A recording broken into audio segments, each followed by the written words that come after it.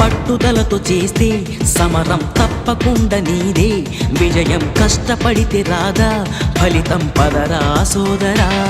నీ ధైర్యం తోడై ఉండగా ఏ సాయం కోసం చూడక, నీ ధ్యేయం చూపే మార్గంలో పోరా సూటిగా. ఏ నాడు వెనకడుగేయక, ఏ అడుగు తడబడనీయక, నీ గమ్యం చేరేదాకా దూసుకుపోరా సోదరా.